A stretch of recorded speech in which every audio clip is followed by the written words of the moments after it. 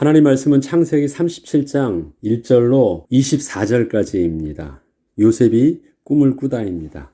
야곱이 아버지 이삭을 장례하고 가나안 땅 곧 그의 아버지가 거류하던 땅 헤브론에 거주하고 있다는 것은 야곱이 하나님의 약속의 자녀로 기업을 물려받은 자가 되었다는 것을 의미합니다.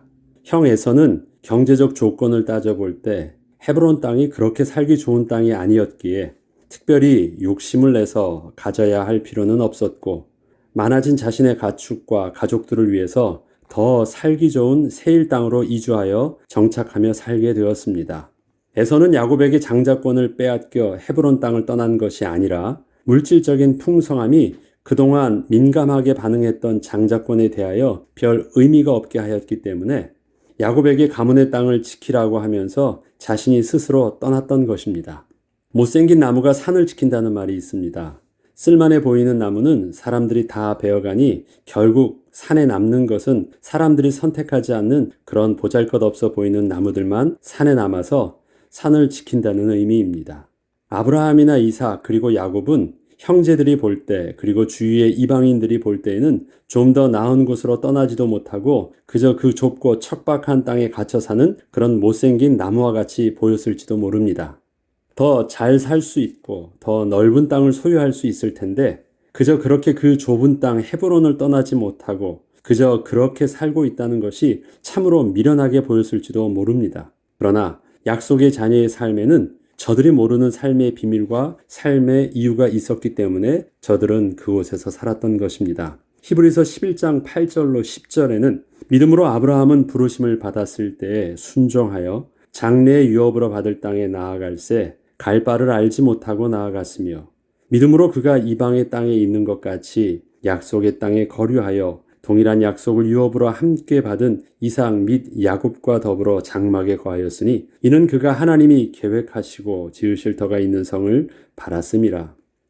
이처럼 아브라함, 이삭, 야곱은 세상이 보지 못하는 하나님의 약속의 땅을 믿음의 눈으로 볼 수 있었기 때문이었습니다. 저들은 비록 지금은 헤브론 땅에서 정착하여 살고 있지만 그 헤브론 땅을 완전히 집을 짓고 정착하여 살아야 하는 곳으로 생각지는 않았다고 합니다. 마치 때가 되면 떠나야 하는 장소이기에 장막을 치고 사는 것과 같은 그 마음가짐을 가지고 삶을 살았다는 것입니다. 그런데 그 때가 되었다는 것이 세상이 생각하기에는 기후와 환경, 물질적인 조건이 아닌 하나님의 선하신 계획 속에서 그 인도하심을 따라 움직이는 삶을 살았다는 것이 그 다른 점이었습니다.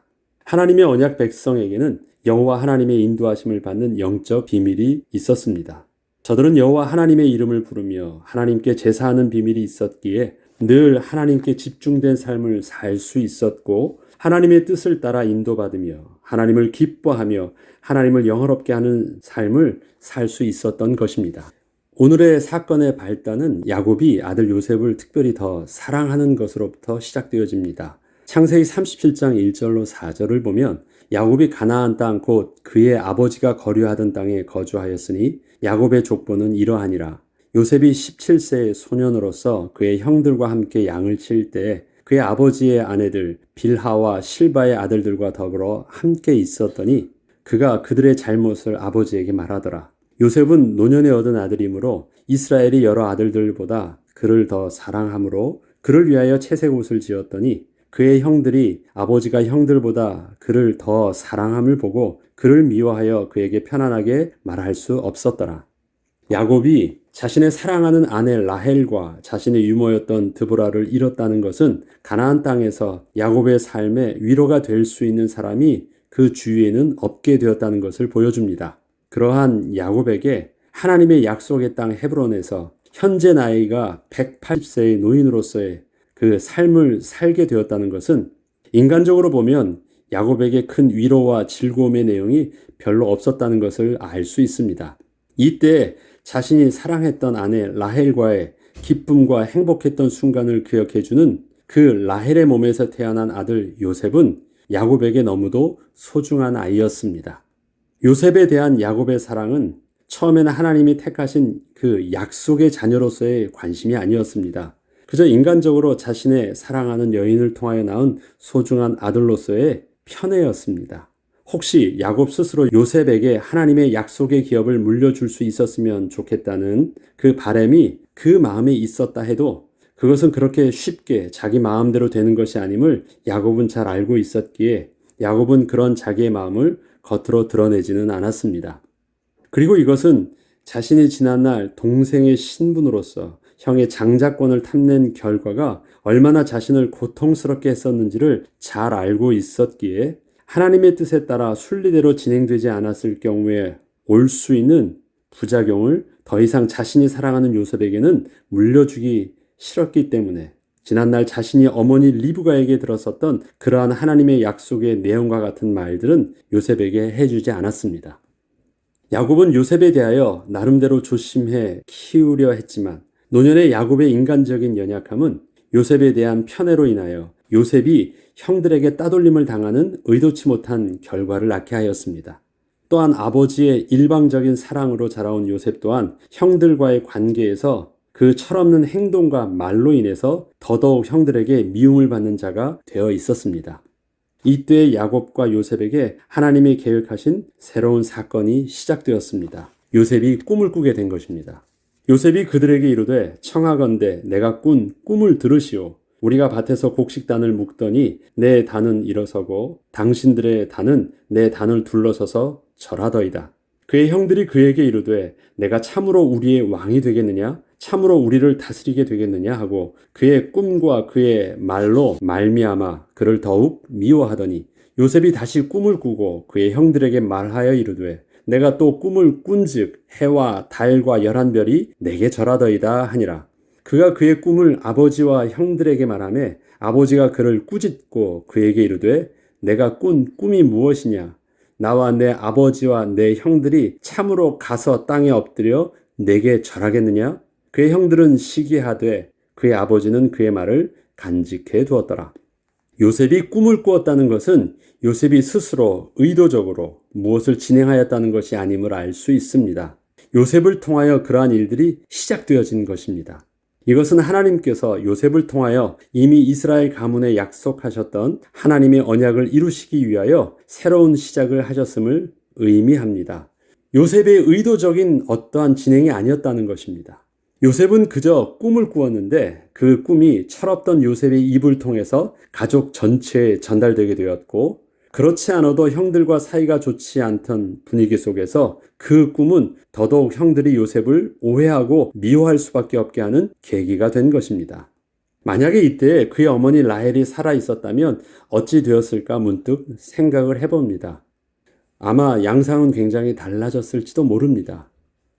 요셉은 이 꿈을 다른 방식이었지만 동일한 의미의 내용으로 2번이나 꾸게 되었고 그 내용을 형들에게 전달하게 되자 형들에게는 요셉의 말이 요셉이 마치 가문의 장자가 된다는 의미로 쐐기를 박는 말처럼 들렸기에 그 갈등이 폭발하기 직전까지 가게 되었습니다. 이 상황을 가만히 보면 분명 이 사건의 핵심에는 요셉이 있었지만 좀 더 깊게 들어가서 따져보면 하나님께서 철없던 어린 요셉에게 그러한 꿈을 한 번도 아니라 2번씩이나 너무도 확실하게 환상으로 보여주셨기 때문에 일어난 일이었기에 이것은 단순히 요셉의 실수와 잘못 때문이라고 말할 수만은 없음을 알 수 있습니다. 하나님께서 요셉을 통하여 주도하신 사건이었습니다. 야곱은 요셉의 꿈에 대하여 직접 요셉에게 들었을 때 그 말을 의미 있게 듣고 마음에 간직하게 되었습니다.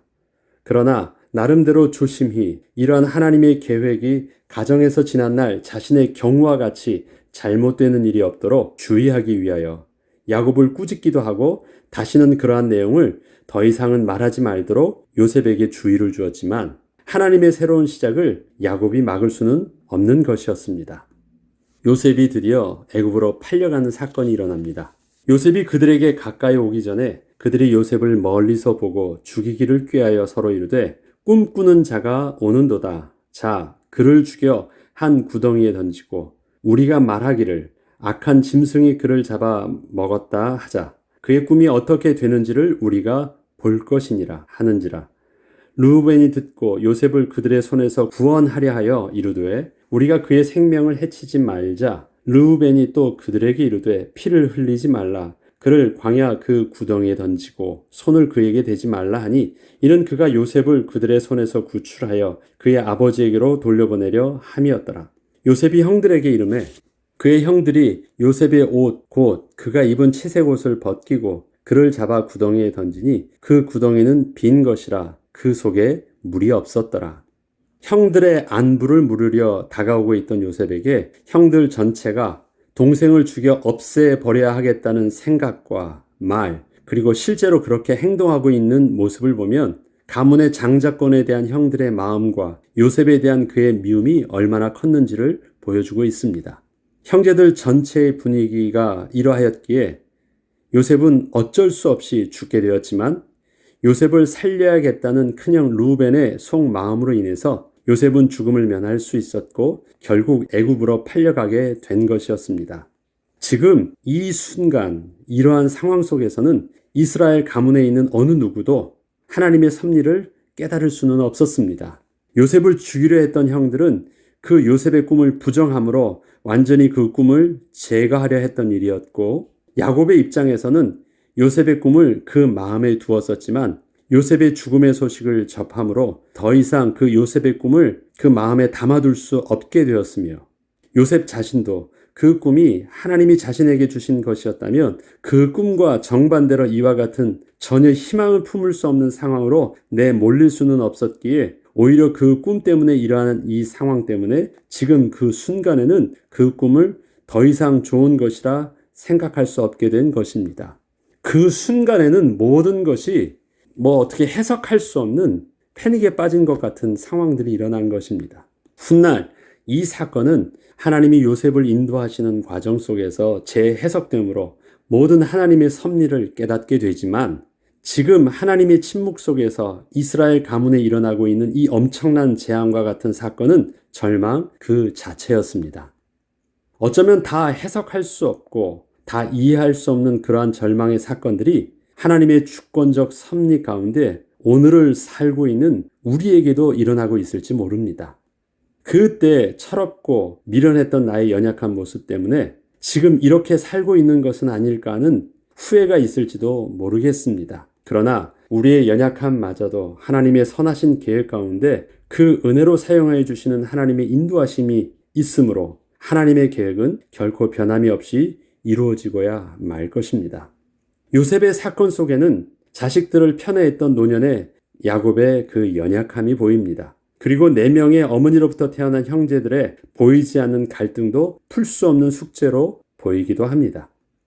어린 시절 어머니를 잃은 아들 요셉의 철없던 모습도 보입니다.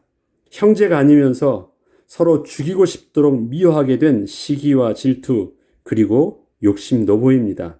이러한 가정에서 사건이 일어나지 않는다면 오히려 그것이 이상할 것 같은 분위기에서 요셉의 사건이 일어났던 것입니다. 그러나 하나님께서는 그러한 야곱의 가정을 이스라엘의 가문의 축복으로 변화시켜 주셨습니다.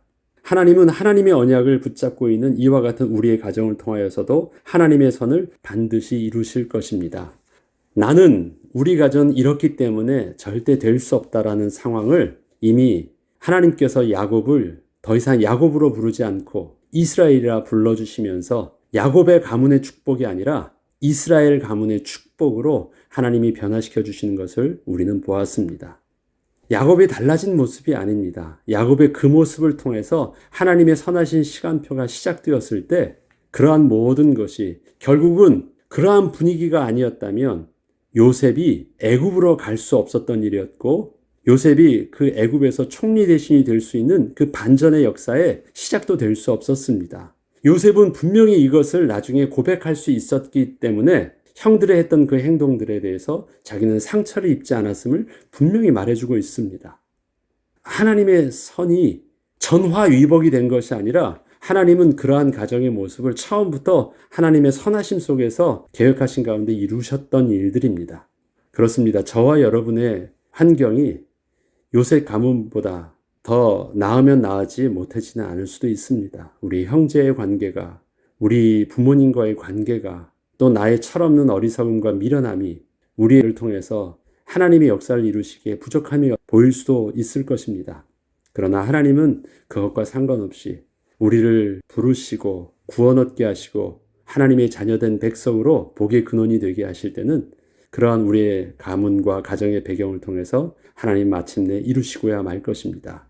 그러한 하나님의 언약을 붙잡고 오늘도 신실하게 주님을 바라봄으로 승리하는 귀한 축복의 날 되길 주의 이름으로 축복합니다. 기도하겠습니다.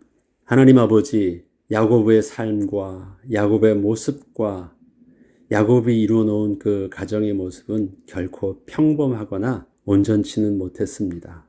그러나 하나님께서는 그러한 야곱을 이스라엘이라 불러주셨고 이스라엘의 약속을 주셨으며 이스라엘의 축복의 비밀로 그 아브라함의 가문이 아닌 야곱의 가문을 통해서 그 12아들을 통하여 하나님의 나라, 하나님의 백성의 나라 이스라엘을 세우셨습니다.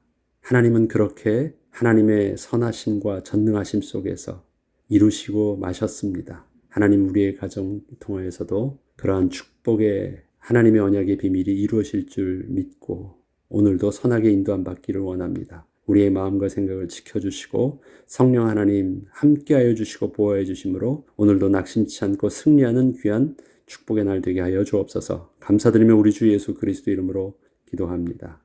아멘.